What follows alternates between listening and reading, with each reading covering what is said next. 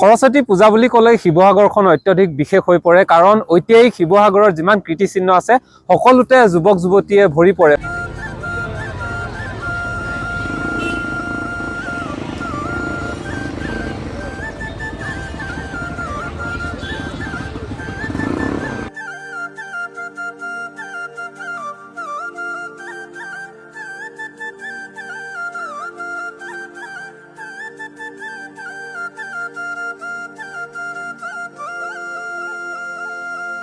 এই দিনটোত বিশেষকৈ ৰংঘৰ, কাৰেংঘৰ, তলাতল ঘৰ, জয়সাগৰ পুখুৰী, শিৱসাগৰ পুখুৰী সকলোতে কেৱল যুৱক যুৱতীয়ে ভৰি পৰে। কাৰণ সৰস্বতী পূজা বুলি ক'লে আপোনালোকে নিশ্চয় জানে সকলোৱে নিজৰ শিক্ষানুষ্ঠান বিদ্যালয় মহাবিদ্যালয় সকলোতে তেওঁলোকে শিক্ষা গ্ৰহণ কৰিবলৈ অহাৰ লগতে সেই শিক্ষানুষ্ঠানত সৰস্বতী মাক তেওঁলোকে আৰাধনা কৰে, প্ৰাৰ্থনা কৰে, যিহেতু তেওঁলোকৰ অনাগত সময়ত যাতে পঢ়া শুনাৰ ক্ষেত্ৰত ভালদৰে আগবাঢ়িব পাৰে এনেধৰণৰ মনোবৃত্তি লৈ তেওঁলোকে আৰাধনা কৰে। তাৰ পাছতেই সকলো ওলাই আহে ৰংঘৰ, কাৰেংঘৰ বা অন্যান্য ঠাইসমূহলৈ। আৰু আমি আজি দেখাইছোঁ শিৱসাগৰৰ পৰিৱেশ।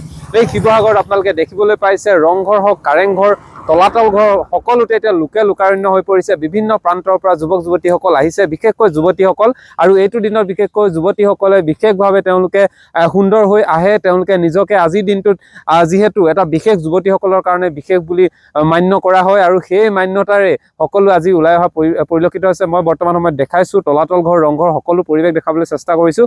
ঐতিহাসিক ঠাই শিৱসাগৰ যিহেতু আহোম দিনৰ পৰা বৰ্তমান সময়ত বিভিন্ন কীৰ্তিচিহ্ন আছে, আৰু এই কীৰ্তিচিহ্নসমূহত আজি যুৱক যুৱতীয়ে ভৰি পৰিছে, বিশেষকৈ যুৱতীৰ ভৰি পৰা পৰিলক্ষিত হৈছে। আৰু আমাৰ সমগ্ৰ অসমতে যিহেতু আজি সৰস্বতী পূজা বা সমগ্ৰ দেশতে সৰস্বতী পূজা আয়োজন কৰা হৈছে, সকলোৱে সৰস্বতী দেৱীক আৰাধনা কৰিছে। তাৰ সমান্তৰালভাৱে আজি অসমৰ বিশেষকৈ শিৱসাগৰ জিলাত বিশেষ হৈ পৰা দেখিবলৈ পোৱা গৈছে। পুৰণি কীৰ্তিচিহ্ন সকলোতে যুৱক যুৱতীসকল বিভিন্ন প্ৰান্তৰ পৰা অহা যুৱক যুৱতীসকলে আজি ভৰি পৰিছে। আৰু ইয়াত যিহেতু পৰ্যটনৰ থলী হিচাপে বিভিন্ন প্ৰান্তৰ লোকসকল আহি আছে, বিভিন্ন দেশ বিদেশৰ, তাৰ সমান্তৰালভাৱে আজি ইয়াৰ যিমানসকল ওচৰ পাজৰ যুৱক যুৱতী আহিছে সকলো ওলাই আহি সৰস্বতী পূজা ভালধৰণে উদযাপন কৰা পৰিলক্ষিত হৈছে।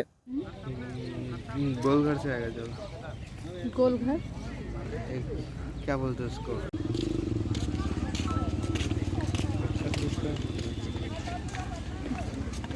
चलो चलो जगह पूछो।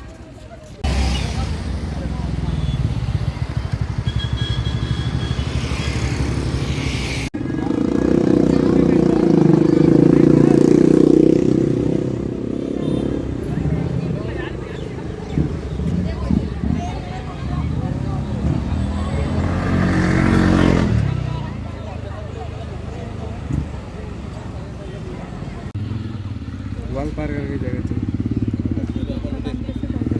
क्या देखने जाएगा?